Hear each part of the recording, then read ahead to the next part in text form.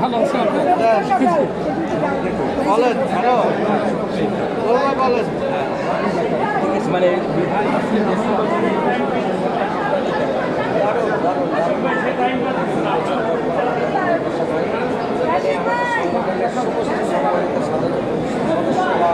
Voter যাদেরকে বলি তারা এই দিনে সমস্ত কাজ ফেলে দিয়ে কিন্তু এখানে একত্রিত হই আমরা সবার সাথে হাসি খুশি আমাদের মত বিনিময় করে শুরু করে উৎসবমূলক পরিবেশে আমাদের এই দিনটা কাটে এবারও সকাল থেকে তেমনই হচ্ছে এবং সবচেয়ে বড় ব্যাপার হচ্ছে যে এবার ইলেকশনের একটু বিশেষ দিক হচ্ছে যে তরুণ এবং মেধাবী যারা নির্মাতা আছে তারা সাধারণত ইলেকশনে খুব ইন্টারেস্টেড হয় না কিন্তু এইবার সংগঠনের কারণে সংগঠনের ভালোবাসার কারণে তারা তরুণ এবং মেধাবী মানে নির্মাতারা কিন্তু এবার নির্বাচনে অংশগ্রহণ এটি একটু দারুণ দিক তাদের তারা যদি নির্বাচিত হয়ে আসতে পারে তাহলে আমাদের সংগঠনের সুবিধা অন্য একটা মাত্রায় পাবে সঞ্জীব ভাই আপনার ধন্যবাদ 2 বছর পর আমাদের নির্বাচন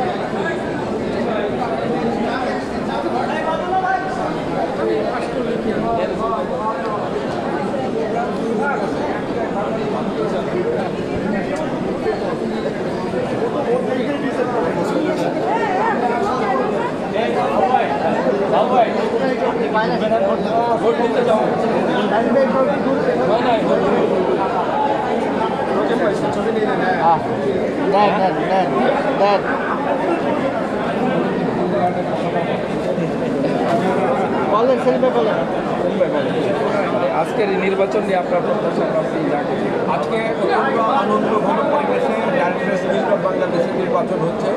এখানে 43 জন প্রার্থী আছে। আমাদের মধ্যে অত্যন্ত বন্ধুত্বপূর্ণ সম্পর্কের মধ্য দিয়ে এই নির্বাচনটা সকালে আমরা শুরু করেছি। নির্বাচনের আগে আমি একটা ব্রিফ দিয়েছি সভাপতি পদে প্রার্থী যেহেতু আমি সব প্রার্থীরা উপস্থিত ছিল তাদেরকে আমরা বলেছি আমাদের ঐক্যটা হচ্ছে সর্বপ্রথম। এই ঐক্যের ক্ষেত্রে কোনো ফাটল থাকবে না। আমরা যারাই নির্বাচিত হই আজকে বিকালের পর থেকে আমরা সকলেই বন্ধু এবং এটা যারা সৃষ্টিশীল আমি বলতে চাচ্ছি ক্রিয়েটারদের একটি সংগঠন, নির্মাতাদের সংগঠন। সেক্ষেত্রে আমরা নিজেদের রুচির পরিচয় দেবো, আমরা ধৈর্যের পরিচয় দেবো, আমরা শৃঙ্খলার পরিচয় দেবো। অন্যান্য সংগঠনের ভোটের ক্ষেত্রে দেখা যায় যে এখানে ভোটারদেরকে নিয়ে টানা হেঁচড়া চলে। আমি বলেছি যে এই ধরনের কোনো ঘটনা এখানে ঘটবে না। এই যে লাল কার্পেট যেখানে আমি দাঁড়িয়ে আছি এখানে ভোটারের যাতায়াতের জন্য আপনারা লক্ষ্য করবেন যে দুই পাশে চেয়ার দেওয়া আছে প্রার্থীদের জন্য, তারা এখানে নির্দিষ্ট স্থানে অপেক্ষা করছেন। ভোটাররা যাচ্ছেন তাদের সাথে সালাম বিনিময় করছেন, ভোটার গিয়ে ভোট দিয়েছেন। আমি বলতে চাচ্ছি এই 43 জন প্রার্থী একই প্রার্থী, সুতরাং একজন জিতবে একজন হারবে, কিন্তু যে পরিবেশটা বজায় আছে এখন পর্যন্ত আমি মনে করি এটা অত্যন্ত ভালো একটি পরিবেশ এবং এটা নির্মাতাদেরকে ভোট হচ্ছে এটা বোঝা যাচ্ছে।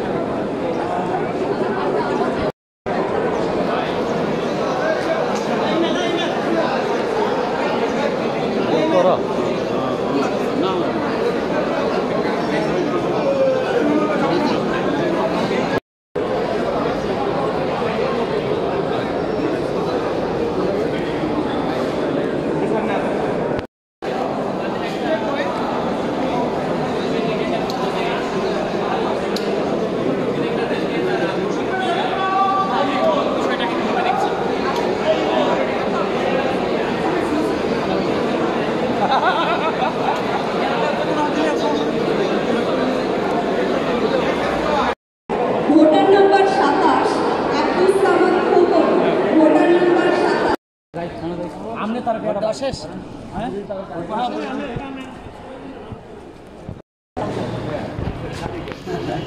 না একবার এবার তো ওই যে ভিতরে পড়ছে এই কারণে